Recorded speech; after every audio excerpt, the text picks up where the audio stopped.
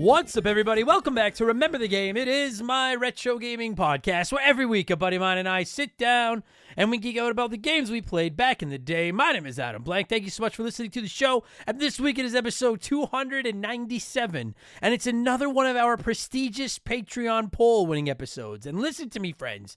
This isn't just a prestigious episode because it's a Patreon poll winner. It's prestigious because we're talking X-Men 2 Clone Wars for the Sega Genesis. And I love that fucking game. It is prestigious. Oh my god, it's so good. It's a classic side-scrolling beat-em-up action game where you play as the X-Men and you're fighting something called Phalanx. As you'll hear in this episode, my X-Men knowledge isn't anything to brag about. Sorry if I don't know the source material. I'm sure I said that wrong. But that doesn't stop this game from being awesome, even if I don't entirely understand what's going on. It's not particularly long, as a lot of the games from this era ain't. But it's pretty tough, as a lot of games from this era am. So you get 7 or 8 lives, no one-ups, no continues, no passwords. Every time you hit a checkpoint in the game, you get to swap to a different character, which, by the way, are Beast, Cyclops, Wolverine, Psylocke, Nightcrawler, Gambit, and eventually Mysterio. And, Magneto. Magneto. I do know that much. Magneto. Fuck, I hope I didn't call him Mysterio during the episode. I don't think Mysterio is like my favorite Spider-Man villain outside of Venom. But Magneto is just you get to play as, it'd be cool if Mysterio is part of the team. You get to play as Magneto. Ah, God. This episode's prestigious, but the show sure is fuck it. Every character feels substantially different from the others, which is really impressive with the tech limitations they had in 1995. So, the Cyclops to my Gambit, my pal Chris gave me a call this week to talk about an absolute gem from the Sega Genesis library. He was a Sega kid growing up. I was Team SNES, and I gotta tell you, this is one of those games that makes me jealous of the other squad. What a fantastic time waster. And we'll get there in just a minute because speaking of fantastic time wasters, it's time for another edition of the Remember the Game infamous intro. Dun, dun, dun, dun, dun, dun, dun. And if you're new to the podcast, welcome aboard and consider this your warning. Our intros are kind of long, but they're fun, and they're a little shorter than Clone Wars. Not much, but a little bit. If you do want to skip it, go to about the 30-minute mark and you'll hear us talking video games and all that. Well, I mean, we talk video games throughout the intro, but if you want to hear just Clone War video game talk, go to about the 30-minute mark. I got to get my plugs out of the way. Let me keep my bills on. First and foremost, reminder, I will be at GameCon Canada here in Edmonton, June 14th to 16th. Swing by, say hi, nerd out with the rest of the gamers there. Board games, video games. What other kind of games are there? I mean, whatever other kind of games there are, they'll be there. It looks pretty dope. I'm pretty excited about it. We have all kinds of merchandise. I'll have some for sale at GameCon Canada, but you can also find it anytime you want at RememberTheGamePodcast.com. It was all designed by my man Joe from 4545 Creative. What a beauty. And of course, if you don't like clothes, I understand. You can always consider supporting us on the old Patreon box. Our subscriptions start at $3 a week, and you're going to get yourself up to 4 ad-free podcasts each week, including literally hundreds. I think there's over 600 bonus archived episodes waiting for you over there right now. Every Monday, Mark McHugh and I talk The Simpsons on Purple Monkey Dishwasher. Every Tuesday, I talk about whatever the fuck I want on The Rambling Idiot. Every Friday, it's Game Patch, where I talk about the biggest news in modern video games, give you sales picks, new releases, etc. I actually just released an episode of that on the main Remember the Game feed, so if you've never listened to Game Patch, give us a shot. And then Expansion Pass drops every Thursday, and that's a different gaming show each week. We do character rankings, or we do rankings. We look back at characters and consoles. Sometimes we rank characters and consoles. There's comedy episodes. There's modern game reviews. This past week, it was Expansion Pass number 212, and it was a first in the world of Expansion Pass. It was a board game review. I kickstarted the Slay the Spire board game over 2 years ago. It has finally arrived. Shaylee and I have played a few games of it, and I'm ready to let you know how it stacks up against the video game and if it's worth that hefty price tag they've slapped on it. And as is becoming tradition, here is a sneak peek of last week's episode of Expansion Pass, my Slay the Spire board game review.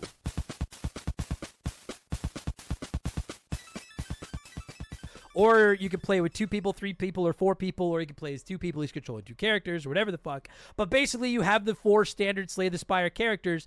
Each player controls one, and it is 100% co-op. And what I mean by that is if one player dies, the whole game is over.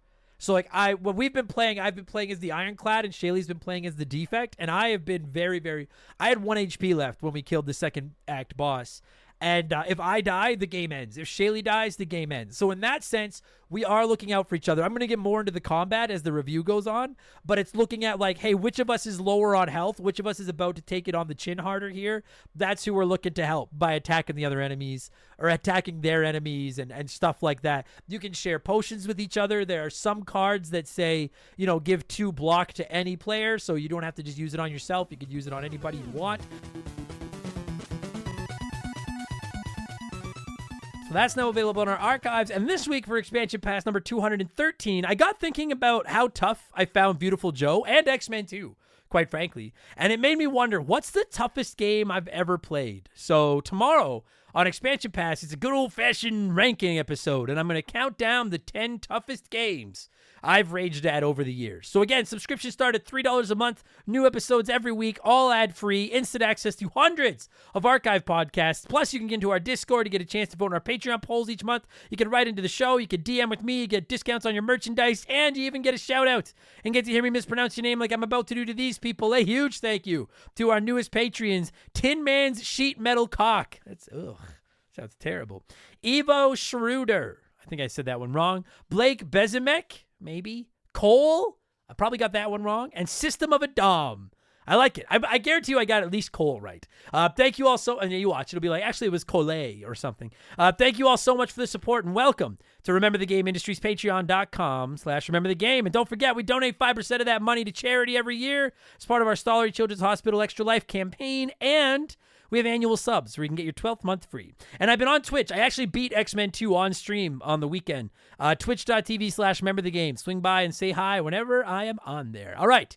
Good enough. That's enough blowing myself. Let's blow some of you by blowing in some cartridges. It is our opening segment here on the show. I read a few comments and questions from our Patreons, usually gaming related, but not always. And we call this segment Blowing in the Cartridge. He blows all right. He blows big time. That's it, honey. Get into the spirit. Let's blow. Our first blower this week is Gzelenium792. Pretty sure I fucked that up. Hello there, Mr. Blank. I just wanted to pay a visit and chime in on the when is a game considered retro debate. I've heard it discussed many times as I've listened to the backlog on my days at work, and I wanted to weigh in on what I've learned over the years. I was a 92 baby, so my first consoles were the Sega Genesis, Sonic and Knuckles is my earliest memory, NES, Nintendo 64, etc. I definitely consider whatever I grew up with to be retro, but I've learned that the official statistic for when consoles and games become retro is 15 years or older. Once a gamer console hits 15, it is officially taken out of the modern bracket and placed into the retro bracket. Fun stuff, thought I'd share. Love the show and the work you do. It's very inspiring. Thank you, Zillennium. Where is that? I'm just curious. I'm not mocking you because I'm fine with that statistic. But who made that official? Like, is that from Biden?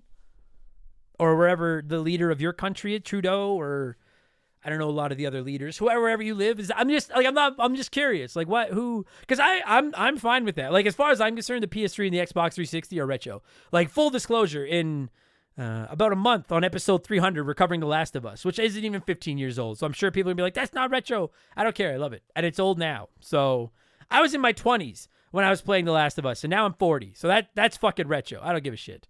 It has been a hot topic. So in case anyone is wondering, my unofficial official cutoff for games here on the show is PS3, Xbox 360, Wii era. It's not too often I tread ahead of there, but anyway. All right, now we know what official. That's the ruling. I like it. Let me know where you found it. I'm just curious. TBO Castlevaniac said, hey, Adam, with a new Switch announcement and probably a new Mario Kart at launch, I was thinking about this. I would love the new Mario Kart to be a game as a service. I usually hate this formula as much as the next person, but hear me out. How awesome would it be to have content packs with old Mario Kart tracks, like the Super Nintendo Cup special events where crazy Mario Wonder things happen on the courses, etc.? I feel Mario Kart is a game we all love to come back to, but this could keep it fresh forever. What are your views on this? Mario Kart as a live service game where they're constantly just changing it and tweaking it and stuff. I'd be okay with that. I agree with you. I'm not normally the world's biggest fan of games like that, but if it keeps us getting new tracks on Mario Kart all the time, I'm totally down because I don't know what the fuck they're gonna do. Like, I have no idea how they're gonna tackle this next Mario Kart. The bar is so high with 8 and with all the tracks and all the racers.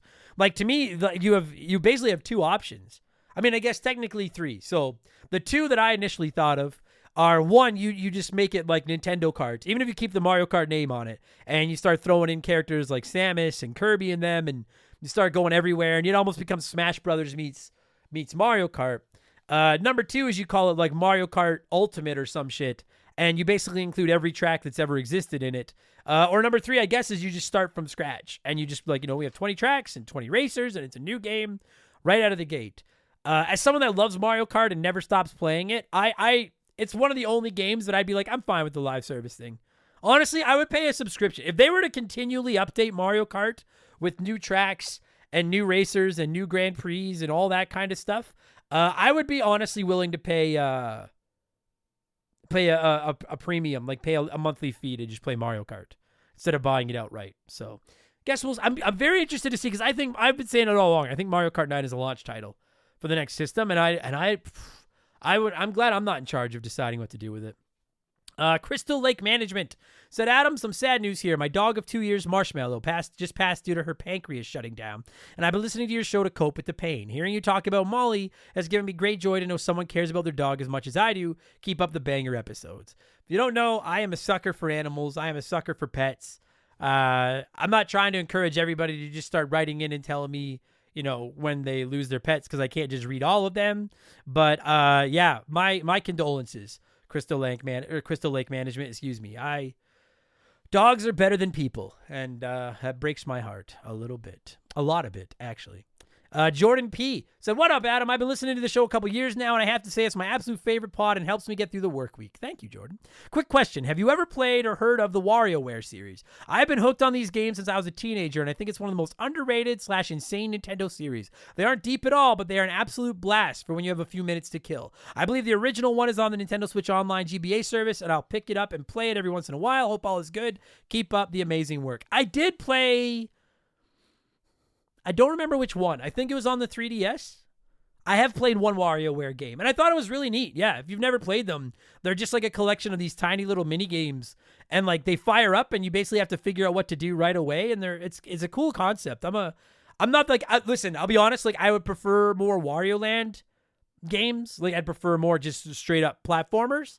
But if that's all we're gonna get to get some Wario, then I'm okay with it.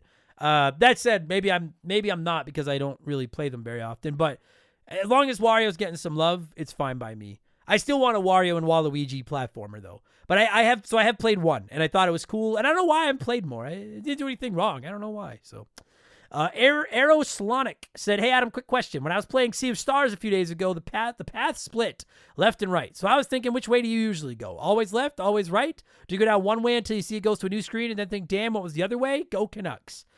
Sorry about your Canucks, Arrow. You clearly wrote that before I recorded this. Yeah, I hate that. I fucking hate it when there's forks in the road and I don't know which way to go. Traditionally, I go left. Just because I'm like, that way I know which way I've gone. But I'm always nervous that I'm going to trigger like a door or a cutscene or something where then I can't go back. And then I'll never not wonder it'll keep me up at night. What the fuck was down the right path? Does that not drive anybody else crazy? I hate that shit. I'm all for forks in the road, but don't lock me out of going the other way. Like, let me go back so I can go and see if there was anything the other way. Fucking drives me up the goddamn wall. And then when you get into areas where, like, oh, there's left or right, and then once you go left, you can go up, down, or go left again. And then it's like, go down or up or right. And God. And I just end up getting lost, and I hate it. It genuinely stresses me out a little bit. Sheerdo94 said, hi, Adam. I know the games for Remember the Game only go as far as the PS3, Xbox 360 and that you review modern games on expansion pass, but I was just curious, what happens to all the games that came out at the start of the PS4, Xbox One era up until just before you started the podcast? I know you have a lot to play, but have you ever considered reviewing or even taking a look back at games you have played, like Rayman Legends and Legends of Zelda Breath of the Wild on expansion pass? I would love to hear your thoughts. Cheers. We have looked into that, actually. We had talked about doing a Breath of the Wild review on expansion pass, and we had talked about doing Mario Odyssey on expansion pass, and we ran it on the Patreon poll, because the patrons get to vote for the final expansion pass each month, and every time it's shown up on the poll, it just hasn't come anywhere close to winning. So, and now honestly, I'm to the point where like I don't know if there's a game from that era I could review without replaying it, like Rayman Legends, Breath of the Wild, Mario Odyssey, Fire Emblem Three Houses, Marvel Ultimate Alliance 3. Those are all games I would love to do reviews of, but I would have to replay them first. So, yeah, I don't know. Throw it out to the patrons. Is that something you folks would like me to start doing? Because they are too new to put on this show, but they're too old to count as like a modern game review. So that is something we have toyed about in the past. I'm just not quite sure. They're kind of in like a lost era where I'm not quite sure what to do with them, those games right now. We need them to get just a little bit older, and then we can sneak them on here. And then finally, before we move on, it's letter time. It's letter time. Fill up my mouth with farts. Said, hi, Adam. I was wondering if you maybe thought that game developers tried to give it all they had last year to sort of recover from the pandemic, and now nobody really has anything new to release. I mean, it's almost the end of May, and I think I've bought 2 new games, and I look forward to the rest of the year, and there's really nothing I'm excited to play. Considering in 2023, I think I bought like 10 games over the year. I'm wondering if you have felt something similar. 2024 definitely hasn't been the banner year for game releases that 2023 was. I don't know if it was like, I think it was partially what you said, that developers gave it all to try to recover from the pandemic, but I don't think it was like an intentional, like we need to make up for lost time. I think it was a lot of games and a lot of projects got delayed during the pandemic because of all the working from home and stuff. And last year it was like, oh, hey, now we're all finally back at work, and everybody was just finishing those projects. Like, I think last year we got the games that probably would have really released periodically throughout the pandemic. We kind of got a whole dump load of them at once. I don't know if that was like intentional or not, but I think that was the problem. It was just everyone got delayed and then everybody got back on schedule all at once. I also think, and I've never seen this anywhere, so I don't know if this is just me spitballing, exaggerating hyperboles here, but I think some of the game developers held off on releasing their games while the PS5 in particular was in such a shortage. Remember, like, during the pandemic, they could only, what was Sony making, like 3 PlayStation 5s a week or some shit? And, like, nobody could get one. And so if you release a game brand new at that time and you're banking on those big day one sales, but there's only 6 million or 10 million PS5s out there, then that's only 6 or 10 million people you could sell your game to. And then by the time the masses get their hands on PS5s, now your game's been discounted to $15 and there's used copies of it everywhere. So I think a small part of it was some game developers waiting until there were more potential clients to sell their game to. But and this is just me hypothesizing, but my thought process is that we just saw a whole lot of studios all get caught up at once, and it just resulted in one of the craziest years. Because I agree, like this year, I was super stoked for Rebirth, still fucking plugging away at that fucking game, never fucking ends. I was excited for Rise of the Ronin, but I'm not so sure about it now. Maybe someday. Stellar Blade looks neat. South Park, I still want to play because it's South Park. I'm still interested in Princess Peach. Everyone keeps telling me Prince of Persia is awesome, so I need to look at it. But it's certainly not what 2023 was. And I have no idea. Like, the door is wide open, Silksong. Come win Game of the Year, please. Fuck, please. So I guess we will see. But yeah, I think that's what happened. Anyway, thank you so much, everybody that wrote into the show. As always, I appreciate you. Let's switch things up and get to our Smash Hit segment, the official game show of Remember the Game Industries. It is Play 1, Remake 1, Erase 1.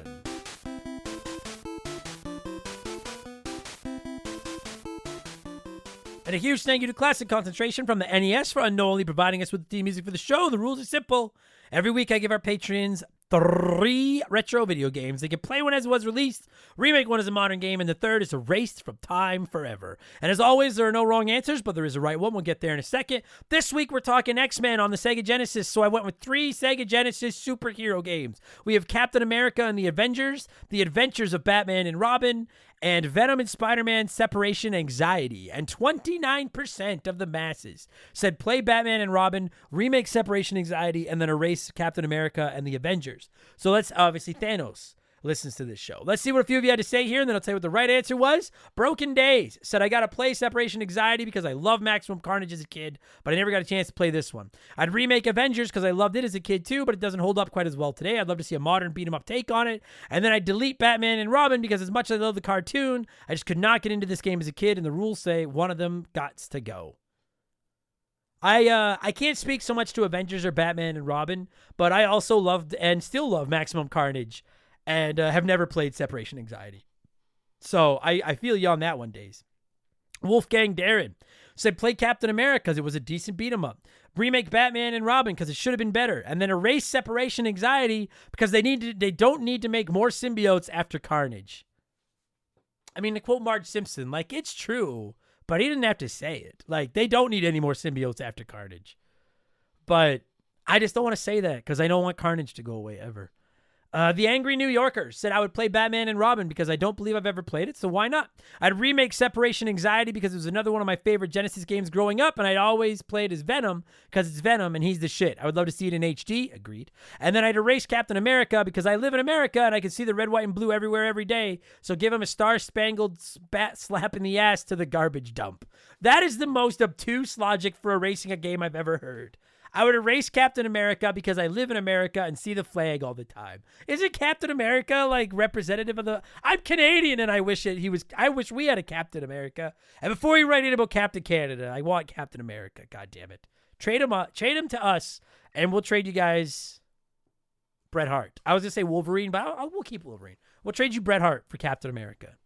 Mike Dobson said, play Separation Anxiety because that game is still awesome and replayable as it is. Remake Captain America as the original port sucked and we deserve an awesome Avengers beat 'em up. Erase Batman and Robin because I didn't play it so I won't miss it. Batman has enough great games already, so fuck him this time. I've heard this game is very good, The Adventures of Batman and Robin, and apparently very difficult. But you are right, there are a lot of good Batman games. I can get on board with that. And Cowabungai said, play Captain America because I would never want those voiceovers to change. Remake Batman and Robin because the rules say I can't only play two and Cap's voice is more important. And then erase the other one because I won't miss what I didn't play. I love when someone takes the time to write in with so much logic and then can't even remember or be bothered to remember the name of the third game. I respect that, Cowabungai. I'm actually going with the majority this week. I'm going with 29% of you, as did Daniel Corbridge, who said, play Batman and Robin. I've yet to play a bad Batman game. Play Batman forever. It fucking sucks. Remake Separation Anxiety because I have separation anxiety. Remove Captain America. I've just never been too fond of the hero. Yeah, I was not a big Captain America fan until the MCU, and then he won me over. But I'm going the same order. I'm going to play Batman and Robin because I haven't, and I hear it's awesome and tough, and that's how I like my little games. I'm going to remake Separation Anxiety because Spider-Man, Venom, and Carnage are my three favorite comic book characters of all time, so fucking come on now. And I'm going to erase Captain America and the Avengers because I follow my rules. I have I got nothing against them, but this Sunday I'm going to make orphans of their children. And then they'd be like, their children have mothers. And then I would say, yes, but I would assume that they would die of grief. Shout out to anyone that gets that reference. One of the greatest quotes in the history of The Simpsons. Thank you so much, everybody that wrote in to play along, as always. What have I been playing over the last week? I've been playing X-Men 2 Clone Wars. Finally beat it, feeling good about it. Great fucking game. I am still playing Final Fantasy VII Rebirth. I'm in Chapter 12. I'm like 74 hours in. I don't think this game ever fucking ends. Slowly playing Fallout 3. Eventually that episode is coming. And then I've been just dabbling my toes into WWE 2K24 again with the ECW DLC pack. But mostly it's been X-Men and Rebirth. There's been most of my gaming time these days. All right, we're going to take a break here. We'll let a sponsor in here to peddle their wares. And when we get back, it's all about X-Men 2 and Clone Wars and all that good stuff. All right, we'll be right back after this. This is an ad by BetterHelp. A band once said, work sucks, I know. And I think most people agree with them. Workplace stress is now one of the top causes of declining mental health, with 61% of the global workforce experiencing higher than normal levels of stress from their jobs. And while walking away from your job might not be an option, taking a little time every day to focus on yourself and your mental health can make a huge difference. I know in the summer I try to get outside every day, get a little bit of sun, and just enjoy the outdoors. It really helps. At least until my allergies attack, and then it's ugly. It's important to take steps to combat work stress, and therapy can be a huge one. It's not just for overcoming trauma. Therapy can help you define work goals, set some work boundaries, develop coping skills. It's like a cheat code for life. And if you're thinking, man, I'm too busy for therapy, well, look into BetterHelp. They make therapy as convenient as possible. You can meet with one of their over 30,000 therapists online and on your schedule, just like over 5 million people around the world already have done. As the largest online therapy provider in the world, BetterHelp can provide access to mental health professionals with a diverse variety of expertise. Unwind from work with BetterHelp. Our listeners get 10% off their first month at BetterHelp.com/rememberthegame. That's BetterHelp, HELP.com/rememberthegame. We've had some great partners over the years here at Remember the Game, but I don't know if any of them have hit home for me quite like Hometown Hero does. No pun intended. Don't start. It's a transparent, honest cannabis company that helps people and gives back to those that have served their country at the same time. I mean, come on. As soon as I read about these guys, I knew I wanted to work with them. Hometown Hero is a cannabis company out of Austin, Texas, and they were founded back in 2015 by a U.S. veteran. They have two goals: create premium hemp products that can help everyone, and to support veterans by donating a portion of those profits to organizations set up to take care of those who have served. Hometown Hero products are of the highest quality, and everything they offer is made right there in the U.S. of A. Gummies, caramels, chocolates, drink mix, there's something for everyone. And what's more, their hemp is grown locally in Texas, which is something they should and do take a lot of pride in. And they offer certificates of analysis for everything they sell, because they want to be clear that their products are as advertised, both in terms of potency and ingredients. No contaminants, you get what you pay for. Just how they conduct business is enough to get my good eyes' attention, but when you circle back to the fact that the company was founded by a veteran and they put such heavy emphasis on supporting veterans, this isn't just lip service. I'm not reading a script I was given here. I'm proud to have Hometown Hero associated with Remember the Game. Reclaim your evening. Visit hometownhero.com and use code RTG to take 20% off your first purchase. That's hometownhero.com, code RTG for 20% off your first purchase. All right, let's get into X-Men 2, The Clone Wars for the old Sega Genesis. As always, I'd like to let you nerds sound off on the game we're covering before my guest and I hog the microphone, and we had a lot of comments this week, so let's rip through a few of them. Kevin Bell says, this game brings back so many childhood memories. I love the X-Men cartoon, and I remember getting this game for Christmas and playing every Saturday morning after watching X-Men. I could never beat it, but I love the variety of selectable characters. I really think the selectable characters is the secret sauce. We'll get into that. Mega Man 2 OG said, this game blew away the first X-Men on the Genesis. The increased character selection was so good. I used to have that Sentinel timed exit memorized from having to do it so many times as a kid. This was a go-to game for me and my sister as we loved the X-Men cartoon so much. Shout out to X-Men 97. It's awesome to be back in that world again. I keep hearing how good X-Men 97 is. I didn't watch that show a lot growing up, but I might have to check out this new. Everyone's telling me how great it is. Ched Hartha said, such a beautiful game to look at, such a hard game to beat. I'll never forget the moment I realized you could play as Magneto. That moment alone is gaming gold. I remember being so excited at the revelation, but at the time, the only person I could share with was my mom. And I was like, Mom, you could play as Magneto. And she just said, that's nice, honey. That is, listen, I'm not going to ever encourage somebody be rude to their mother, but if she's not going to respect Magneto, you don't have to respect her. I'm just saying, Ched Hartha. If you ever want to get rude, she's earned it. Billy Mumphrey's Downfall, great fucking pull, says this is the showcase for the Genesis. I love Sonic 2 as much as the next Sega kid, but Clone Wars doesn't get near the attention it deserves. It's a first ballot Hall of Fame Genesis game, and I dare say one of the nicest looking 16-bit games in existence. What a banger. I literally agree with every word that you just said. And you're going to hear that in just a moment. I agree with every word of that. And Captain EO said, this game was amazing. As a kid, I was a huge X-Men fan, so having the ability to choose various heroes, each with their own unique abilities, blew my mind, not to mention how the first level just drops you right into the action with a random hero. I'll admit, I would reset my Genesis until I could start my game off right as everyone's favorite Cajun, Gambit. He is my favorite X-Man. I found him a little frustrating to play as in this game, but I'll get into that in just a minute because it is time to talk X-Men 2. I am going to cue up some music. And when it stops, my buddy Chris and I are going back to February of 1995 and talking X-Men 2 Clone Wars for the Sega Genesis. Enjoy the podcast, everybody. Let's go.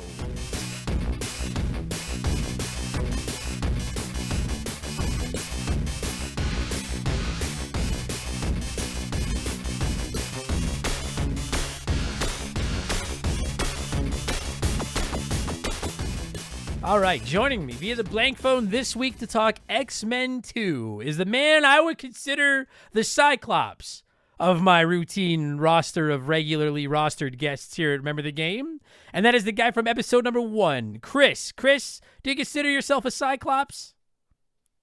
First of all, I was expecting this episode to be done in the Gambit voice, so there's that. Oh, right. Sorry about that, y'all. And that's better than Cyclops, so I'll take it. Cyclops. Oh, the first superhero with glasses. Yeah. What a shitty character. Shout out to whoever that gets that reference. What a shitty character. Buddy, we're talking X-Men 2 Clone Wars on the old Sega Genesis, which I know is a console near and dear to your heart. I have to say, I played this game for like 5 minutes on one of my 24-hour streams, but I have been obsessed with it over the last 10 days. I beat it about 5 hours ago. Chris, I think as a flag waving Sega Genesis guy, this should be one of your leading, like, this should be one of the ones on your fucking poster. This game is superb, fucking superb. This was our Spider-Man back in the day. My God, for Sony, yeah. What a game! Have you played the first one? Yeah. Is it because I played it a little bit on one of my streams? I didn't hate it, but it didn't click like this one did. Is it okay? It's okay. The second one builds on it in every way. Yeah. This one is fucking awesome. And we'll get into like what makes it so great and everything in a minute here. I'd be digressed. I'd get hung up if I didn't ask this. Favorite X-Man? Favorite X-Man? Oh man. I know I'm putting you on the spot a little, but I always liked Archangel, and I think that's always because I always liked Apocalypse as a villain. So all right, I can get on board with that. Okay. I'm not just because he's in this game. I'm Team Gambit. Gambit's so cool. Like, he's got the accent. He's got a bow. He throws playing cards. Like, come on. I got nothing against Gambit. He's pretty awesome. I feel bad for Cyclops because we were talking about that on some of my streams, and like the movies really made him seem like kind of a pussy. And when I was a kid, I liked Cyclops. Like, he was the leader. Isn't he the leader other than Professor X? Yeah, he's usually their commander. He's just like such a wiener, though. I don't know. He's like the Martin Prince. Kind of, but like the guy has a visor on that could like he shoots nukes out of his fucking eyes. Like that's but he probably makes raisin roundies for the professor though when he's not fighting crime. How do you fucking nerf a guy who shoots nuclear bombs out of his eyes? I don't. Anyway. Fortunately, he doesn't suck in this game. We'll get to that. This game's sick. If you've never played it, it's side-scrolling beat 'em up. You play as 6 of the X-Men, and then we're gonna drop spoilers. The game is almost 30 fucking years old. After a couple of levels, Magneto actually joins the X-Men. I have to say, dude, like, did you ever play the X-Men Legends games, Chris? Oh yeah, I love those games. Oh, so good, right? X-Men Legends 2, where you can play as the Brotherhood and the X-Men. Like, I think Magneto is like the coolest fucking villain. I love it anytime he teams up with the X-Men. Like, I actually have to say I was a little disappointed in him in this game because I couldn't use him to save my life. But yeah, he's kind of all over the place. Like, he had completely different moveset and play style than the other ones. Altogether, so. He was just too slow. But we'll get there. We'll get through all the characters. Basically, yeah, side scroller beat 'em up. I'll have mentioned this during the infamous intro, and Chris, if you know more than me, by all means, feel free. My knowledge of X-Men lore is basically limited to what I've seen in the movies, and then a little bit of the old cartoon show. So, like, I think this game is based on a comic book, but I don't know the comic. Do you know anything about the comics? Yes and no. Like, I know the major story arcs for the X-Men, but I haven't followed them in a long time. I'm kind of surprised they fell off as much as they have compared to a lot of the other Marvel universe. Yeah, me too. I love the X-Men. Like, that was one of my favorite. Sure. And like, dude, those early movies are really fucking good. Yeah. Like the original, like, Hugh Jackman and Friends movies, like, those movies are fire. I've actually been jonesing to rewatch them before Deadpool. Are you going to see Deadpool? I haven't seen that. I saw the first one. I haven't seen the second one yet, so I'm a little behind. But. So good. Second one's not as good. It's good, but it's not as good. Okay, so basically the story of this comic or this video game, I guess, is based on the comics. I'm gonna say it wrong. Sharpen up your pitchforks and use them to type emails. I don't fucking care. Phalanx, I think. Yeah, I don't know. Basically, these aliens. These aliens are coming, and they start being able to clone bad guys. They end up or they go to I don't know if they're the ones that clone or if they're aliens and they go to a factory that clones. I don't fucking know, but somehow these aliens end up making clones of the X-Men, and you have to go through and fight all the enemies and fight all the aliens and then fight the clones of the X-Men. That's it? That's it. That's fine. It's a comic book fucking story. Bad guys come and the good guys fight them. Like, it's a goddamn comic book. Where the story from this game might not shine, but in my opinion, the first thing that jumps off the page at me for this game is it is gorgeous. My God, buddy, this is like watching the 97 cartoon. on a Yeah, it's screen. beautifully animated. Oh my god. I said that while I was streaming it. I was like, I genuinely think this is as good looking as any game I've played on the Super Nintendo. Some will argue with me, but I don't care. Like where I loved it is like the characters aren't palette swaps. Like they all look unique. They all handle fairly different. Big Time. Yeah. The catch-22 to that though is like the sprites are so big. Like the X-Men themselves are big, enemies are big, everything is big. It's big. But it almost feels like the camera is zoomed in, and that was my one major complaint playing through it. Boy, there's a lot of times where you're like, fuck, I wish I could see a little bit further. Like, yeah, like the sprites are the same size as the arcade game, but with maybe like a tenth of the real estate to play with. So. Yeah. And one thing I found was like there's so many enemies in this game that shoot like as soon as they see you, especially in the later levels. And the problem is it almost feels like they see you before you see them. So until you've played it a few times and you know what's coming, like if you were watching my stream, like I'm basically tiptoeing and mashing attack because I never those fucking bugs. I never knew when one of those fucking bugs was going to come swooping in. And I was like, I lost games of this to bugs. And I was like, I'm the motherfucking X-Men and bugs are defeating me. God damn it. So I do have a little bit of a criticism with that. Other than that, I don't really think I have too many complaints because you're right. The characters are so good looking. And I couldn't get, like the enemies are good looking, but realistically, there's like, I bet you if you were to count it, there's 20, 25 enemy sprites in this game. Yeah. You know, like they're gorgeous. But there's really like 3 or 4 different types of enemies per stage. But it's the X-Men themselves. Because you're right. Like I always think, did you ever play X-Men on the NES, that shitty old X-Men game? No, I never did. And that's what it was. It felt like it was just like, oh, now you're yellow. Now you're like it was garbage. This one, like they're like I have always praised the way Sega games look on this show. And I put this up there with like the Sonic games and stuff, like Streets of Rage. I don't know what you guys put in your secret sauce over at Sega back in the 90s. But by God, when they want to make a game look good, it looks so fucking good. Blast processing though. I guess that's what it is. It's the blast processing. I we'll go through each character, but I primarily played as Wolverine. And he's not my favorite X-Man, but in this game, so quickly, sorry, we'll explain it. Like, Chris is right. It's not just that the X-Men look differently, but, like, they play differently. Same basic controls, but, like, different stats and stuff. And I'll say to you now, dude, like, I was genuinely shocked at just how big of difference there was between, like, if you were to play as, say, Beast and then play as, like, say, Nightcrawler, it is night and day. It was fucking incredible.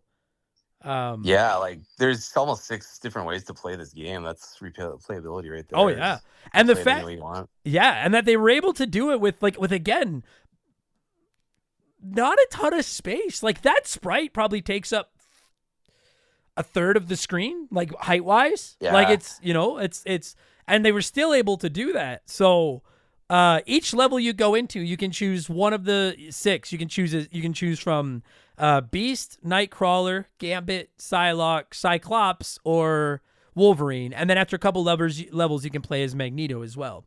And each level, there's like multiple checkpoints, and every time you hit a checkpoint, you can pick a new character. Oh, dude, I meant to say, what do you think of that cold open? Like, there's no title screen, no anything. You turn it on, and it just drops you into a level. Oh, yeah. That's crazy. I've never seen a game do that before this one. No. That I can think of. No. It pissed me off a few times because I would like be getting set up and I turn it on thinking like, well, I'll just, I'll turn it on and then I'll, pull my chair up and get my drink and get my headphones on. And then I pick up the controller and I've already lost half my health because this tank has been just feasting on me. And that it's wild. If you've never played it, as soon as you turn the game on, it picks a random character. It drops you into this like short winter level. And like, if you're not paying attention, there's an enemy there that starts hurting you. Like there is game on, yeah. Yeah, like there's no press start screen or anything. It's fucking weird. I like it, but it's fucking weird. Plus, if you start out and you get Cyclops, then you have to reset. And yeah, absolutely. Yeah. Well, I gotta stick up for Cyclops because he saved the day for me. But I'll explain that. But because otherwise I agree. I felt that way with Beast. If I would get Beast in that first level, I was like, fuck off, Beast. And I like all these characters, but anyways. So it starts out in that level. It's like a little quick, like little what do you call that? Prologue? Yeah. And then once you beat that level, then you get to like pick an X-Men, and then you're off to like the Sentinel factory, like the first real or warehouse or whatever the fuck, like the first real level. So let's go through the X-Men. Do you have a favorite? That not favorite X-Men, but like favorite to play as in this game? Favorite in this game was Nightcrawler for me. Now that's fascinating because he's great, but I struggled a lot with him. What's the I mean, he looks cool, but what's the attraction other than the cool look? Once I got his teleportation down, like I was just zipping around. Buddy, that I don't know how you got. I could not figure out that fucking teleportation. I don't know why, because I like him, and I think he's the fastest character in the game. Yeah. Which I normally like, but I was comparing him to trying to play as Sonic in Smash Brothers. Like I just ended up killing myself instead. So, Nightcrawler, hey? Yeah, with an honorable mention to Psylocke too. Yeah, she's pretty awesome. Yeah. So and I would say she's probably the second fastest character. Yeah. So you're clearly all about the speed. Yeah. So like you get to pick these characters, and then each one's got their own strength. So like so Nightcrawler, probably the fastest character in the game. If you don't know the X-Men at all, he's the blue devil-looking guy with the red vest, and he can teleport around. And so when you're playing the game with the 3-button Genesis controller, C is your jump button, B is your basic attack button, and then A is your special power. And Nightcrawler's special power is that he like poof. And then whatever direction you're pointing at, he appears somewhere else. And what I found, I was watching some high-end play of it, and like that teleportation portal hurts enemies. Yeah. So you'd basically like he'd run up to an enemy and then teleport away, and the teleport would kill the enemy. Respect to you for figuring that out, because I could not. Every time I tried, I just warped into trouble. Like, yeah, it would just put me somewhere else. I did find him helpful in a couple of those Sentinel factory levels, because he is so fast and he's so tiny, and he can climb the walls and stuff like Spider-Man, I think. Yeah. Which I also, dude, that was a great touch too, that like some characters can climb walls and some can't. Some can double jump and some can't. And Nightcrawler is the most nimble of the bunch. And being able to climb the walls is such a huge advantage in this game. Like, fuck me. Because there's so many enemies that are up high and health that's hit up high. And you try to play as like one of the big heavy Gambit. God bless him. I love the guy. But he kind of sucks in this game. Like, oh, really? You didn't like him that much? I love him, but he's slow. He doesn't have a double jump. He can't jump off walls. Like, I think he has the best combination of, like, he's got a good melee attack with the swinging of his staff, but he can also throw the throwing cards. So he's one of the only characters that has both good, like, close range and long distance combat. But in the later levels, when I need to be able to dodge more attacks and stuff, I couldn't use him because he just doesn't dodge anything. It broke my heart because I love the guy, but I'm like, buddy, just fucking use your playing cards to make platforms in the walls to climb them or something. Like something, make it like, oh my god, make it. Because like, dude, there's especially in the second half of the game, like this game is very generous with the health drops because this game will fuck you up. Like it hurts you, and there's a lot of, I don't know if you noticed this, but like there's a lot of situations where the health is up high and you can't get to it. Yeah, with a guy like Gambit, that is. Whereas Nightcrawler's fucking running up there. So that's Nightcrawler. Gambit, like I said, no double jump, can't climb walls. He's kind of big, he's kind of slow, but he swings his staff with the B button. And then you know what? You know what else I really like about this game is the way that if your health bar is nearly full, your mutant power is stronger. Right. It's like having firepower in Mario. In a such stupid comparison. Like it really is cool because like they almost took the limitations of the time and made them into like a cool power-based thing. Like you say, like double jumps and stuff like that were probably the most advanced they could get, but they tied it into each character's unique. Yeah, I like powers, I guess. Yeah. Yeah, like you and I were just talking about X-Men Legends. Like one of the big things, I remember when I started playing X-Men Legends, one of the cool things to me about that was like, oh, Wolverine does tons of damage and he can heal, but he can't float. He can't do any of that stuff. And then it's like, oh, Storm can fly over things. And it's like, oh, well, when I'm playing as Beast, I can pick up really heavy things and throw them. And they did a great job of like making the characters feel more unique and like they have their own skill sets. And I'm shocked that they were able to do that so competently with a 16-bit platformer in the mid 90s. Like, does that make sense? Like, yeah, for sure. it's shocking. So, so Nightcrawler's fast. Gambit. Oh, right. So when your health is full, to the top 2 bars, your like Nightcrawler's teleport is stronger. Gambit, you can hold down the special attack button and he'll charge his cards up more and throw like a fan of them instead of one individually. So that's what Gambit brings to the team. You mentioned Psylocke. I didn't start using her until near the end of the game. She's a bad, like the way she can do that jump and then swing around with her sword and like almost go like Sonic Spinball in the air. That's huge. That was my go-to with Psylocke, is that exact move. I would almost be willing to say she's the best all-around character in this game. Yeah, me too. Because she's so fast. That jumping attack is awesome because she spins around and swings her sword everywhere. She's got good distance with her sword swing as like a classic melee attack. She's got her like dagger thing that like shocks enemies and like zaps them, and you can charge those up. And then she can't climb walls, but she can wall jump. Yeah, which clings to them. Yeah, yeah, which in most areas is sufficient. I really didn't start using her more until because she's probably the character I know the least about, like from a fan perspective. So I didn't start using her until I got stuck in one of the last levels, and then I was like, oh my god, where the fuck has she been this whole game? Like, because I'm like you, I like the fast characters, but I just felt Nightcrawler's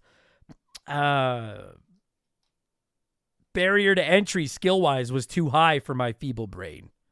Well, it was kind of funny because like I found Nightcrawler not like easy to play as, but I couldn't master Beast the same way. No, well, I gotta say, supposed to be a combo of tank and like agility, but just I couldn't put the two together. I guess. No, I will say that like he might have the coolest looking sprite of the 6 of them. Like giant blue beast, like, and that's another thing they do that's really impressive is like I was watching people play multiplayer online. And they were playing as Beast and Nightcrawler. And, like, considering how limited amount of space you have on the screen, they still look so, like, Beast looks substantially bigger than Nightcrawler. Yeah. Like, that was really cool. But you're right. Yeah, like Gambit and Cyclops are tall. Beast hunches over. Wolverine's pretty short. Yeah. And then Nightcrawler and Psylocke are both kind of slender. And then Magneto, we'll get to. He's a whole different fucking thing. But Beast is like, I think Beast does the most physical damage in the game. And basically, like Chris said, he's supposed to be kind of agile. I never really found him to be that way. I just found him like as kind of a tank, and then he can slam the ground and like make vibrations go out. That'll hit enemies. But the only time I found myself using Beast was on the level where you have to climb that pyramid or whatever the fuck. And it was just because that boss up there, he was the only one I could find I could beat him with. Because he's got pretty good range. For a melee attack, like he's got long arms. So he throws his big punch. But I don't think can he climb walls or just stick to him? I think he just sticks to I think him. just clings to, yeah. Yeah. So that's basically all he can do. I just realized this. So like Wolverine and Nightcrawler can straight up climb walls and climb roofs. Beast and Psylocke can cling to walls, and then Gambit and Cyclops can't do either. Right. Like it's pretty like it's almost like it's not a fighting game, but it's almost like they balanced it like a fighting game. Kind of, yeah. Like they kind of made all 6 of them useful to the game at different times too, which is kind of nice. Oh yeah. Like you can't really cheese the game with just one of them. No, I did play most of the game with Wolverine, but I ran into multiple instances where I was like, I need to use a different character.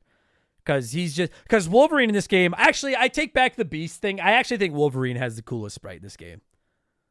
Like, yeah, they animated him pretty well. Hey? Yeah, and he's got that iconic, stupid yellow X-Men suit with the big black ears, and like he's got his big claws, and he looks pretty dope.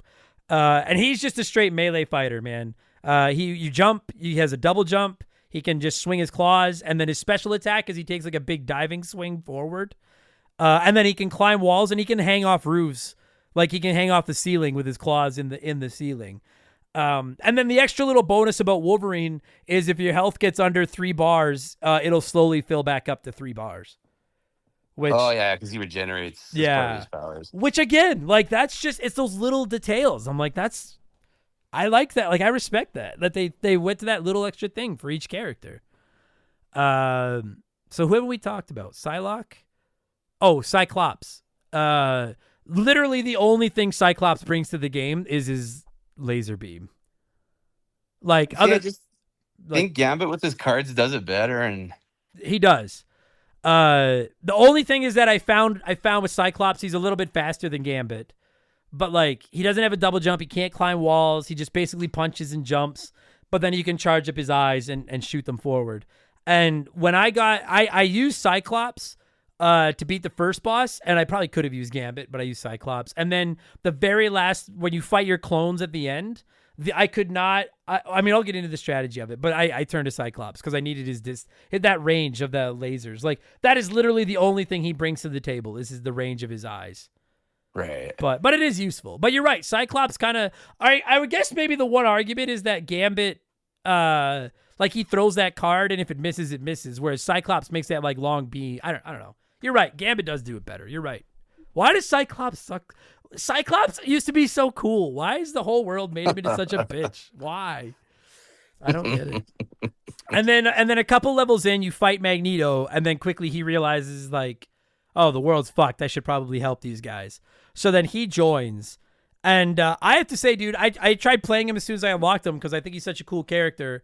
And I did have some people telling me that like he's the guy to use at the end of the game to fight the clones of the X-Men and stuff because he's got so much range because you can just kind of cheese it by jumping up in the air and shooting him with your, I don't know what he shoots, energy balls or whatever the fuck. But I don't know what it was about him. I don't know if it was the floaty jumps or how slow he was or how big he was, but I could not grasp Magneto at all. He wasn't bad. I didn't use him a whole lot, but I don't know if I don't know what it was. I just didn't really go to him at all. I just always tried to stick with the X-Men. And Yeah.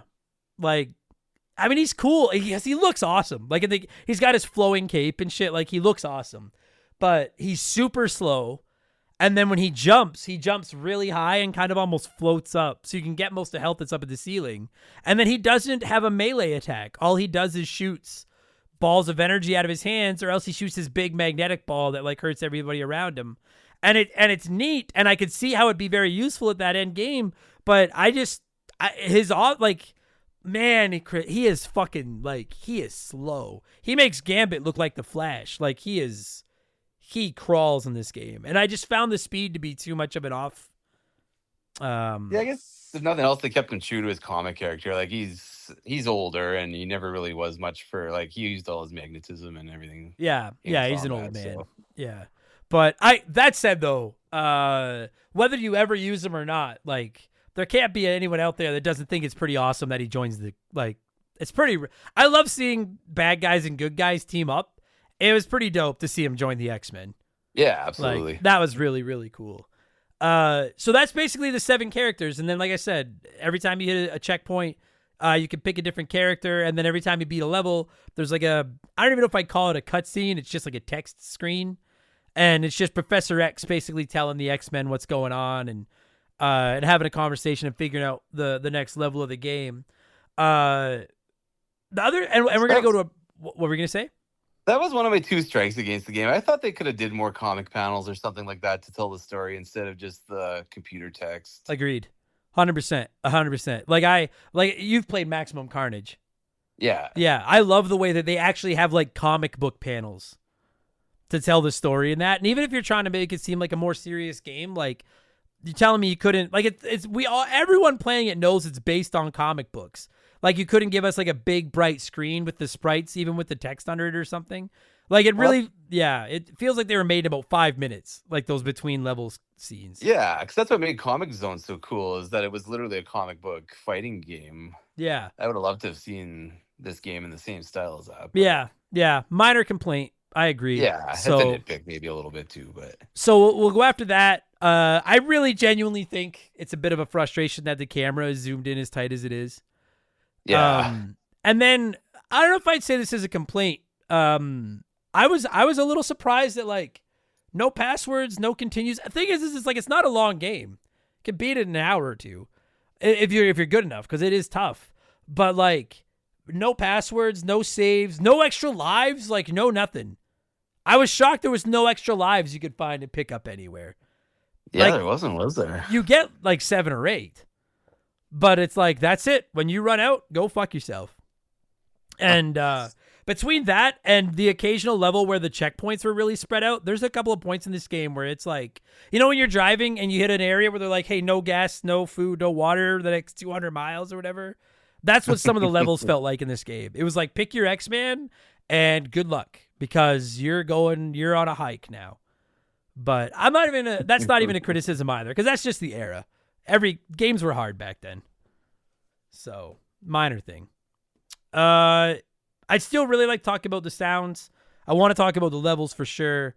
And I want to ask you about the multiplayer and get to the bosses. So let's pause here. We'll let a sponsor come in and peddle their wares, and then we'll come back and sing more praises of Clone Wars. We'll be right back. All right. The levels. Have you beaten this game? I know I'm kind of putting you on. Have you beaten this game? I never have. No, Okay. I got about halfway through, but I've seen the playthroughs of how it goes through and ends. So you have that early winter level, which is like a good, cool.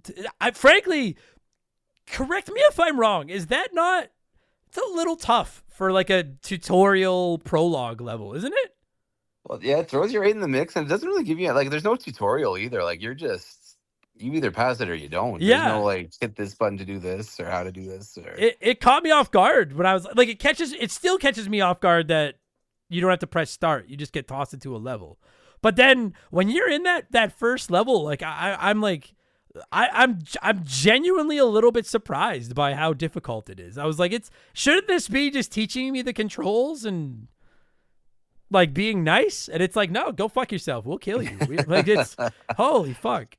So you get through there, and then you go off to the Sentinel factory or warehouse or whatever.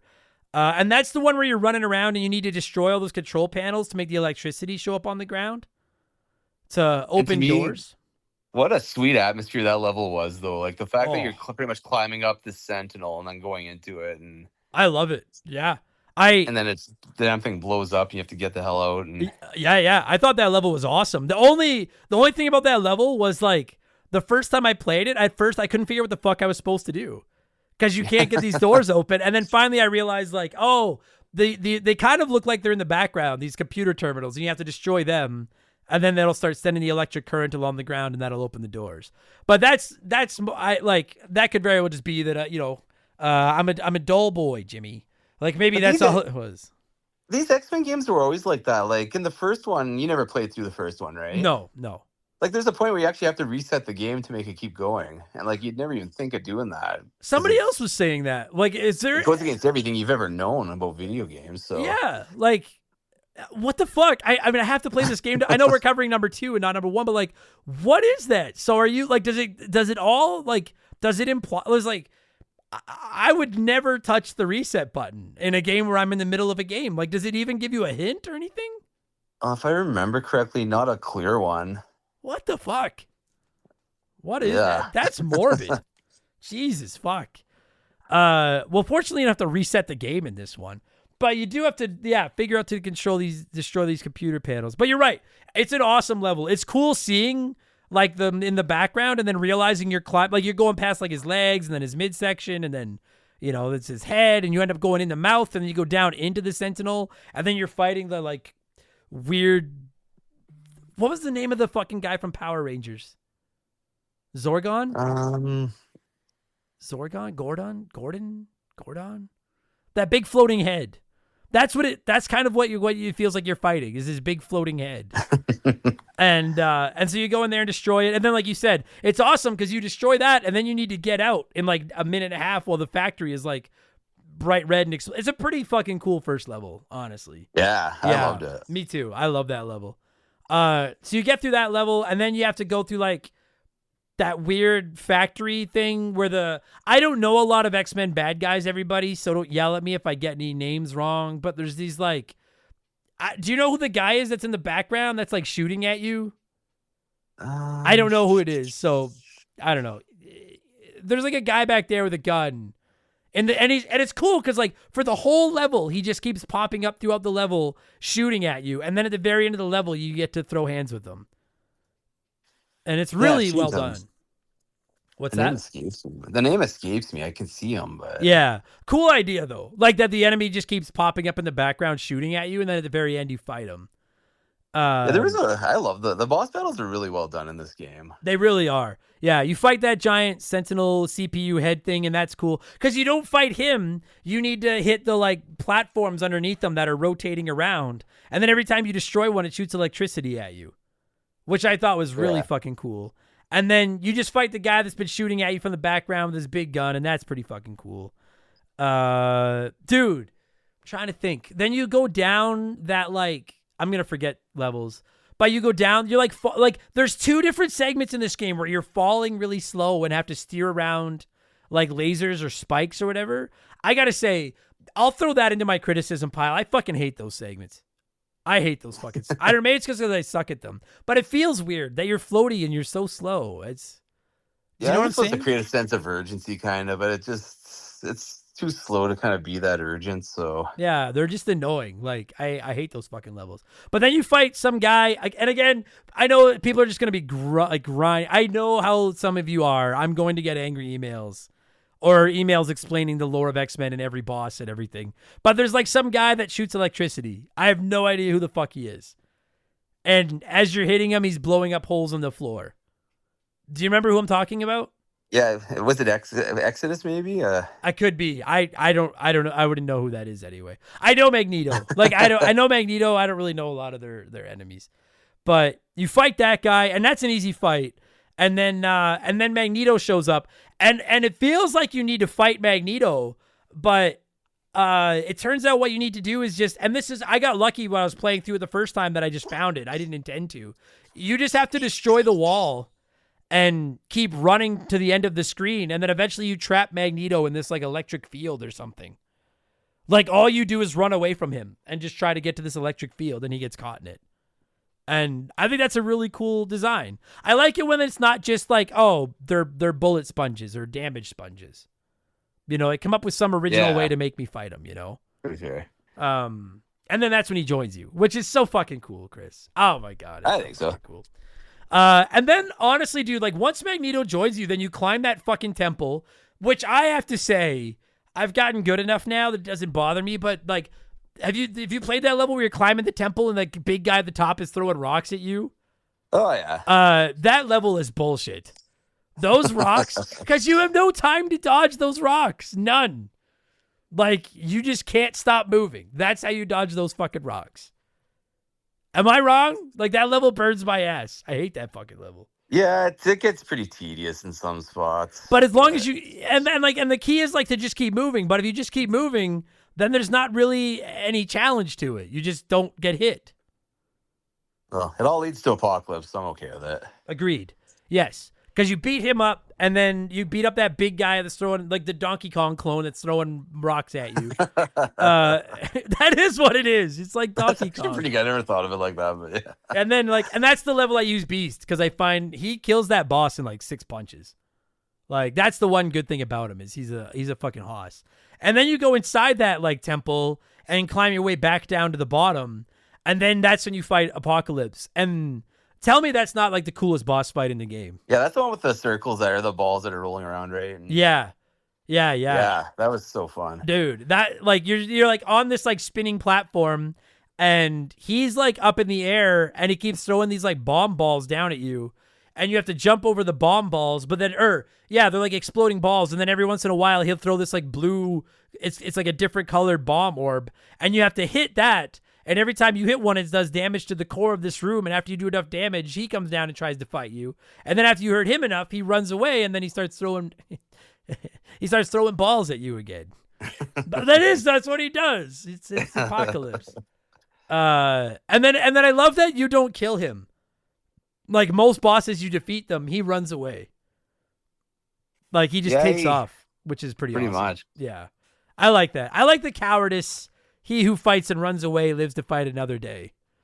Strategy. He's the Pokey of the X-Men universe. Yes. I like that strategy very much. So that's a cool fight. The jungle, I fucking hate the jungle. See, and for me, this is where I powered out on the game. I don't know if I kind of found it was a little top heavy. Like you fight Magneto, you fight Apocalypse, and after that, it felt like they just kind of almost went with filler. Like none of the real villains after that struck me as that awesome or great, but I maybe it's can just me. I don't know. no, I can hear that. I can hear that. I just found I don't know what it is. I kind of feel the same way, but less about the bosses and more about just and I'm not shitting. Listen, like wait till you hear my score. Like I love this fucking game, but I think the game is like super cool up until you get past inside that temple or whatever the fuck it is, and then you go through the jungle level and there's like 2 or 3 levels where you're in this blue like warehouse or alien ship or hideout or whatever the fuck it is, and then you get into the final level where it's like in their like lair, and it's almost like you're in like their hive or something. And the hive level is cool, but the level where you're going through the swamp or the forest or whatever, and then the level where it's like all the blue background and you're just climbing to the top, I don't know what it is. Those 2 levels felt very generic and bland to me. Yeah, maybe that's just why I powered out. It just kind of felt like it tailed off to the end, and Yeah, like I guess I never really played the end, but after watching it, I mean, yeah, and I kind of agree with you because like that first level out in the snow is neat, and then going through the Sentinel is really cool, and then going through the factory is cool, and then getting to fight Magneto is neat, and even climbing the pyramid is something different. Or I know it's a pyramid, but whatever the fuck it is. But then it just kind of like I'm not saying it's easy to come up with creative levels, but it does feel like there's a couple levels that are just kind of like now we're just back to like generic side scrolling beat 'em up. yeah, You know what I mean? yeah, And yeah, they are just kind of like, they're like you fight a couple of like alien tanks and oh, buddy, there's that whole level where you're climbing in that cave. oh yeah. Anyone that watched any of my streams, I almost had a fucking aneurysm in one of those fucking because you are just climbing and climbing and climbing, and one little mistake and you can fall quite a distance, and then it's a hike back up. And what's cool about this game is that enemies don't respawn, which I really like, because I frankly think the game might be unbeatable if they did. But because they don't respawn, in this level where you fall, you don't take damage, you don't fall down any holes, there's no time limit. It's just like, well, now there's not even any enemies for you to deal with. Just get climbing again. And it's just like, it's annoying. Ugh. Like, you know what I'm saying? Like, there's nothing to hurt me. It's just climbing. And if I mess it up, climb again.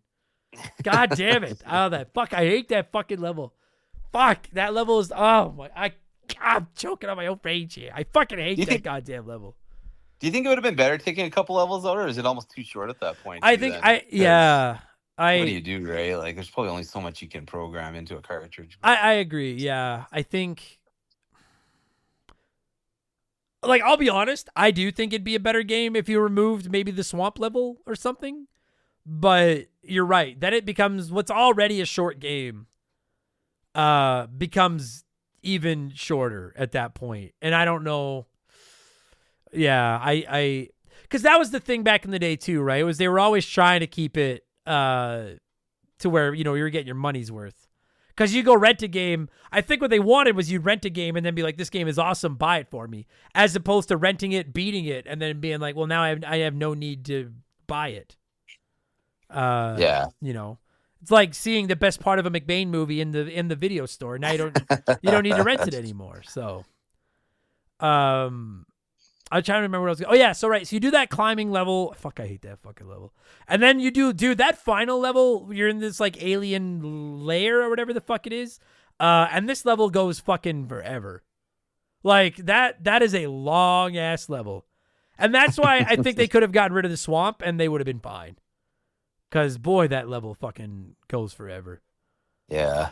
Not that it's necessarily bad, but it goes for a long fucking time. And then when you get to the end of it, you fight this giant scorpion.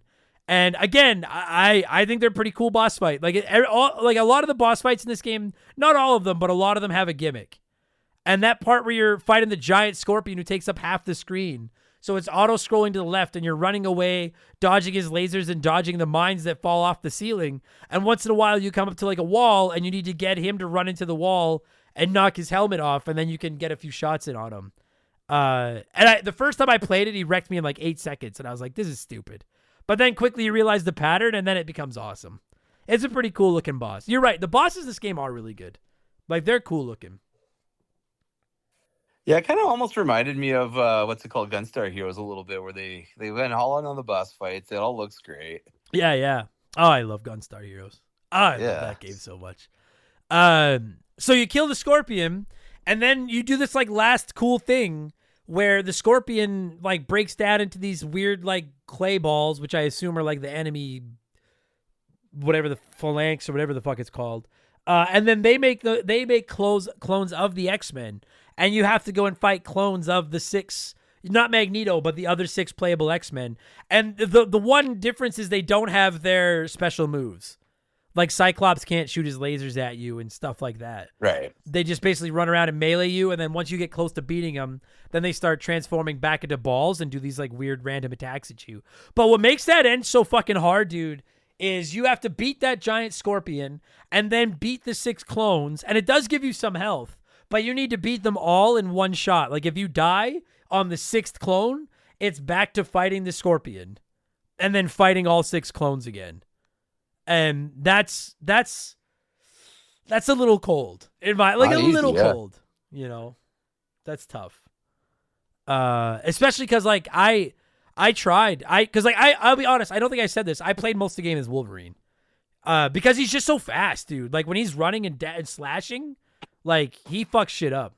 But when you're fighting those clones, they attack you every time you get near them. And the problem with Wolverine in this game is his attacks have no range, which is why I agree with you on Psylocke. Because at least she can keep an arm's distance with her sword. Wolverine, you basically have to touch an enemy to hit it. Yeah, he's down and dirty close. And yeah, and I found that very hard against those clones. So like I played most of the game as Wolverine, but I'd use Nightcrawler in the factory near the beginning. I'd use Cyclops to fight a couple bosses. I'd use Gambit one part where you're like floating through the sky, Beast at the pyramid, and then Psylocke to help get through the laser. So like to its credit, like if it was trying to make each X-Men play differently, like I can use all of them on a playthrough. That's pretty fucking cool, actually. Yeah, because you're right. Many games do that. Like it's usually you can just cheese one to the end, but I like that a lot, and I like that every time you die. I wish it was a little bit more generous with the checkpoints, but I like that every time you die, you can pick a new X-Men and go back in. I'm a big fan of that mechanic. Have you ever played it 2-player? No, I couldn't imagine it. Have you ever I looked up some footage. Have you ever seen the footage of it? Like it's wild. No, I haven't actually, to be honest. It's not even split screen. It's just squeezing 2 of them into that tight little screen. I just imagine 2 of us trying to walk through a door. Yeah. And when one dies, the other player keeps going on their own until they die. And then you both pick it. Like at least I the way I interpreted it, I might be wrong. I believe it or not, it could have been Shaylee to play this with me, but I don't think I'm wrong there. But either way, I was like I guess that's another minor criticism. I don't know how else you would have done it, but like to me, beat 'em ups are best played with friends. And yeah, this doesn't seem like it'd be very much fun with 2 people squeezed into the screen. You'd have to make it into more of the arcade game, I think, after that, at that point. Yeah. Yeah, agreed. Or just give you more space to move around. Because like a Streets of Rage 2 works great. But but you have more space, right, to move around. So, but it looks gorgeous. I gotta say too, it's got a pretty like it's not the most memorable soundtrack I've ever heard, but it's a decent little soundtrack too. Good enough. Like it's everything about it, and I said this on our Shinobi episode. I said this on Sonic, Toe Jam and Earl, Gunstar Heroes, Streets of Rage. I can just tell me if this makes sense. I can just tell it's a Genesis game. Like the Genesis had this taste to it. Do you know what I mean? When you say it like that, yeah, it makes sense. Like I don't know how to put my finger on it. There's just something about it. It just. Their games look so bright and beautiful, like a cartoon. And I think some of them do that at the detriment to the game itself. But I think some of them, it enhances the game. And I think this is one of those. Like if I had known this game existed back in the NES or the Super Nintendo Genesis days, this is one of the ones I would have been very jealous of as a Super Nintendo fan. I said the characters aren't palette swaps. Your environment looks different too. Like no two are really alike. So. No, and like and I think that's part of the reason I start to check out in a couple of those levels, like the warehouse or whatever the fuck it is where that slime is coming up, is that in the early going the backgrounds look so good when you can see the sentinels in the background and that kind of stuff, and then it just kind of becomes this like stoic blue wall and this like black cave, and it just like, you know what I mean, and it's like, well, now it just feels like you're not trying. Boring. Yeah, and it the first half of this game is sick. The ending is awesome. It's that middle like 60 to 90% that isn't bad, but I don't think it's as good as the rest. I think if the rest of the game was at that level, I don't think it'd be as beloved as it is. I think I would have moved Apocalypse to the third quarter point or something like that, just to space them out a bit. Yeah, agreed. And his fight is so good. Like or even bring him back. Like he runs away, so let him come back and fight you one more time. Why not? You know. But I'm trying to think. So there aren't any power-ups to talk about. There's no saves. There's no continues. We touched on the multiplayer. We've talked about the enemies. We talked about the graphics. To me, like, I guess as we kind of get ready to start wrapping this up, like, to me, the single best thing about this game is, we've already said it multiple times, but like, I'm genuinely impressed at what a great job they did making each X-Man play and feel unique from each other. I think it did the franchise justice ultimately. Agreed. In like all ways. Yeah. Agreed. Like this almost felt like X-Men Legends before X-Men Legends. Like maybe not as a top down, like that, but like the way that like you're right. It does X-Men justice. It's not a shitty game, and it genuinely like it makes a difference which X-Man you pick and who you play as and stuff like that. It would have been cool to see like some way to upgrade your powers or something like that. But that's minor. I don't think that's a big deal. I don't even know if it would have been possible back then. But. No, you're probably right. I mean, it's tough, but I think they do a good job of throwing you a bone by mixing a lot of health in. Really, yeah. Like my big criticism is that camera, and I wish that there were. I could have lived with like 10% more forgiveness when it came to where they put their checkpoints. Like just a touch, just 10%. Yeah. Or like a password system, but I'm good because again, it's so short that I think if it wasn't so hard, people would beat it in the first weekend and then not play it anymore. So, you got anything else? You could play it 6 different ways with the characters, though. I mean, like absolutely, that is unheard of in those days. So. Agreed. It's not like going from Mario to Luigi. Like it's like, yeah, I could beat it with Wolverine like crazy, but like. You're right. I could fire it up now and try to beat it with Cyclops, playing it in a totally different style than I did with Wolverine. And that kind of thing. It'd be kind of cool if it unlocked like a hard mode when you beat it too. But that doesn't matter. It does let you start over again, but I don't know if that matters. Good game. Great fucking game. Where does this slot? Probably a harder question for you because you've played more Genesis than me. But is this a top 10 Genesis game for you? Close? I know that's a hard question. I put it in a top 20, but I don't know if it'd make my top 10. All right. That's not a slight. It's just No, of course. Can I put you on the spot and ask you what your top 3 Genesis games are? Phantasy Star 4. No. Streets of Rage 2, and I'll go Sonic and Knuckles 3. All right. Yeah, I don't know. Like right now, I think it's a top 5 Genesis game for me, but I don't have the experience that you Genesis heights. I'm still new. I'm still a Genesis noob. They won't even tell me what's in the secret sauce. I'm still a trainee. But like I've always said, to me, I consider the cream of the crop on the Genesis to be Streets of Rage 2, Gunstar Heroes, Toe Jam and Earl, Shining Force, and now I'm going to say X-Men 2. Like that's my top 5. Those are my 5 most wanted Genesis games. And if anyone yells at me for Sonic not being in there, Sonic's fine, but I'm a Mario guy. I'm sorry. Great fucking. You signed papers back in the day. You gotta watch that stuff. Yeah, exactly. Right. I still have loyalties to the Yakuza. So, great fucking game though. I'm so shocked. When this won our Patreon poll, did you think this had a chance at winning? Not really. No, I thought it would go to the final 3 and then just be edged out. But... Yeah. I just caught myself in your echo. I just heard myself say, yeah. I thought it would go on a bit of a run just because it's X-Men, but I never thought it would win. I have to say, tip of my cap to all of you that voted for this game, because this game is fucking awesome. This is what I'm going to buy a physical copy of. This is one I could see myself playing every year. Like, just throw it in an afternoon and just play through it. I love this game. We need a scoring. Do you have anything else? Are we good? I just wish there were more X-Men games now. There's been a long time since there's been any. Yeah, you're right. Dude, why have we not gotten like ports of the X-Men Legends games? That's what I want. Like, yeah, those were a lot of fun. Yeah, like remasters would be great, but I'll take ports. I'm fine with that.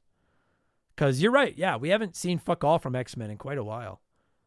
Well, man, I didn't. Oh, before I leave, because people have been telling me to watch it for like 2 weeks now. I didn't intend on releasing this during the X-Men 97 hype. It just happened to line up that way. Have you watched the new X-Men 97? Halfway through it, and it's really good. Is it worth watching? Is someone that didn't watch the show a ton as a kid, is it still worth watching? I think so. All right. It's a different spin on some of the old X-Men tales, so it's been really good so far. Okay, I'm going to check it out because I keep hearing how good it is. Let's put a bow on this thing. You had a great scale. Would you like to? I'm not taking it. You can have the credit. Great fucking. Oh no, idea. you say it. All right. I'm too sharp. All right. Chris had said X is the 24th letter of the alphabet, and I was like, what a brilliant. I would have said there's 6 playable characters. Like, what a great fucking system. So Chris, as the guest, the floor is yours. How many letters are you giving X-Men out of 24 letters? I'll give it an 18. All right. I wish I knew what the 18th letter of the alphabet is. Yeah, sorry, I started to do the math. And I'm going to look it up. 18th letter of the alphabet. R. You're giving it an R. All right. Any reason? Just because it's good? It's all around good. Yeah, it is good. I'm going higher. I love it. I'm going to give it like, this is my exact type of game. Big, bright, colorful, like cartoony looking graphics. Controls pretty well. It's got replay with the multiple characters. I like the difficulty level. It's got some punch. I'm a big fan. I'm giving it I'll give it a 21. I was going to give it a 22, but that camera really does bother me. And then it's frustrating because, like, I realized later that you can hold down to look down. But the problem is then when you're in the later levels, when you're fighting enemies like those big scorpions where you need to stay ducked, when you duck, the camera pans down. And now there's still enemies above me that I can't see because the camera's panning down. So that fucking drove me nuts. So I'll take a point off for that. But I'll give it a 21. It's a really good fucking game, man.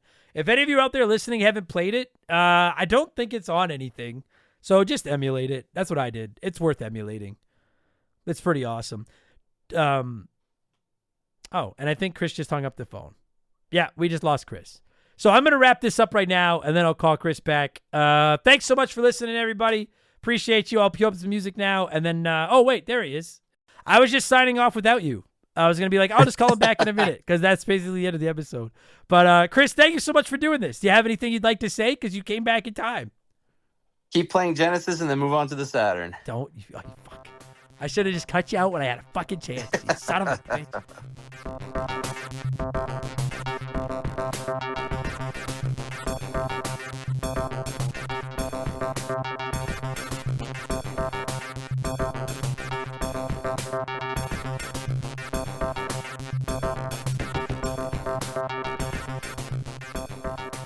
That is going to do it for this week's episode. Chris, thank you so much for giving me a call and talking X-Men 2, and every single one of you nerds listening to this. Whether this was your first Remember the Game or your 297th, I know there's a lot of competition for your precious podcasting time, and I'm very grateful that you lent a little bit of it to me. I appreciate it. If you like this episode, give us a good review, would you? We appreciate those, and maybe consider Patreon. Literally hundreds upon hundreds upon hundreds of bonus podcasts waiting for you, with 4 additional episodes going live each week. And our Patreon poll for the month of May kicks off on Friday, May 24th. It's going to be 8 sports games, and every day the game with the fewest votes is eliminated, and we're going to whittle it down to a champion that will get an episode of Remember the Game. I'm going to thank some Patreons, and I'm going to get the hell out of here. Thank you all so much for listening. Don't forget, GameCon Canada here in Edmonton, June 14th to 16th. I'll be there. Will you? I hope so. Twitch.tv/remember the game if you want to watch me get angry at old video games, because I stream over there, and that's usually what ends up happening. And, no, I think that's good. Yeah, that's good. I think that's enough for today. I'm going to thank some patrons and leave. Thank you all so much. You can leave now. Take it easy, everyone. Talk to you later. Oh, yeah, if you're a patron, come back tomorrow. My 10 toughest games of all time list. Countdown on expansion pass. Should be a gooder. Take it easy, everybody. Cheers. Remember, the game is brought to you by our Patreons. I could not puke up all the content I turn out every week without all of your support. The following people are at the exclusive senior executive vice president level or higher at patreon.com/remember the game. That's how easy for me to say. And as such, I am contractually obligated to thank them as quickly as possible. So a huge thank you to, in reverse alphabetical order, Remember the Game Hall of Famer Slick Motherfucking Rick, Z-Train 22, Zonko 504, Zane Donovan, Zamatos, Zach Shepard, Youngster TK. Yes, it's true, this man has no dick. That's what I heard. X Maverick X, Wyatt the Surgeon Who's Not a Surgeon Row, Would You Kindly, Wolf Magic 21, Wolfgang Darren, Wimp 15, Wilco Works For Me, VOS Rager, Tyler Bauer, Tyler, Tunable Power, Triple, Tom Houlihan, Toby OP, Titan 420, Timothy Sabrinsky, Timmy the Exuberant Turtle, Thomas Smith, Thomas Giles, The Supreme Chozorizo, Theodore the Fletchman, The Keegs, The Big Deal, Ted Explosion, Tazelhoft, Tadpole, T-Bear 87, Super Jets, Super Science Sephiroth, Stud Still Smash, Steve Dalk, Standard Ass Brian, Squints, Squeak Nut, Sour Goat Face, Son of a Diddly, Sleeper Hit, Sharonic, Shoeboxer, Shank the Rat Face Bastard, Scott Brooks, Scary Terry, Savage Boosh, Sam Carpenter, Sabin S, Ryan Whitcomb, Ryan Stemmerding, Ryan Perry, Ryan Kinchin, Rush's Dog Walker, Roger Staubach's Pool Cleaner, Rob Yair, Rated Excellent, Randy Barrage, Radioactive Man, Quiet Place Queen, Put It in Age, Postman, Plow King, Fill out my mouth with farts, liquor like, or pardon me, I'm used to saying them in the autopilot order. Holy fuck, I've been doing this for a long time. Phil Lencher, Oroku Saki's Gardener, Nothing Could Possibly Go Wrong, No One Cares, Nick Creature, Nerdy Hybrid, Nathan Tremblay, My Left Nut, Musty Beetle, Mr. Papa Giorgio, Morgan, Monstrous D. Boner, Mizuru, Mr. Jabrodi, Mike Maloney, Mercury 869, Max Sadin, Max Lagru, Maverick Marty, Matt Zeus, Matt Babanu, Mark Sneed, Marcus Mendoza, Makeshift Mellow Magic Money, Madam Nutstitch, Lucas Valadez, Lucas Shaman, Lotus, Lord Longrod Von Hugendom II, Liquor Like Luigi, there it is, Lil Bunny Fufu 89, Leroy Westrich, Leo, Laces Out Dan, Kia Pup, Kevin Monroe, K-Atch, Justin Blair, Just Car Pranks, Just a Fish, Just Juris, Dr. Mario, Jordan, John of the Adult Children Podcast, Johnny from Virginia, John Woodruff, John M. Watkins, Joe the Sandman, Joe Buck, Jay Nasty 15, Jay Callahan, Jimothy, Jeff Bergeron, James One Francesco, James Clark, Jameer Williams, Jake Carter, Isaias, Inhuman Sumo, Itchy Nutsuru, I Like Fish Sticks, I canceled my Netflix to afford this shout out, Holmes, Hitchy Poo, High Plains Drifter, Hego Waffle, Guy Who Does Things, Graham Kennedy, Glue Scappin, Gabe, G9PSX, General Fury, Fuzzy99, Frosty F492, Frosty Bear, Flinny123, Faded Sufferance, Fallen Snow Kiku, Esteban Navarro, Eric Hopewell, Eric James, E-Man Trucker, Elijah Burns, Elephant Calves, Earl, Drunks of K, Doug Dorn, Doogie, Donnie the Dude, Walter, Diablo Spartan, Devin Collins, Them Boys on the Roof, Decoy Man, DBXJ, David Schroeder, Dave Thompson, Dave McGee, Darth Skywalter, Darbles, Daniel, Dan of Dissect That Film, Dan Fusselman, Dazareth, Crystal Lake Management, Confused But Still Here, Cody Thompson, Cody Richardson, Chugger22, Christopher Britt, Christian Gabriel, Chris Hill, Profits, Chris Fleury, Chaz Hammond, Cesar, Carbon Fiber Zombie, Captain Steve N, Can't Destroy Her, Cam Nelly 23, Buy Me Bone Storm, Burt Macklin, Bula, Brian Richmond, Brant Hewitt, Brandon DeZeba, B Money, Blobby Rogers, Blaine the Hoagie Man, B Cuz 19, Biddy, Big the Cat, Big Daddy Randall, Bianca Belair is overrated. Benjamin Atkins, Beers of War, Beef Dingleberry, Beaver Boy, Atrio, Wormwood, A-Town, Archangel, Otaku, Angry Ticks, Andy Hudson, Andrew Wright, Alexander Camps, Alex Ramos, Alex R, Alex McIntyre, AJ McCurgy, Adam's former assistant, Adam Martinet, Adam Blank still hasn't reviewed Mario Galaxy, Ace McGuy, Aaron Lawson, AB Killen, and a dude named Adam. I sucked most of the way through there, but I crushed the last 10 A's, so that's a fucking win. Take it easy, everybody. Thanks for the support. Talk to you later.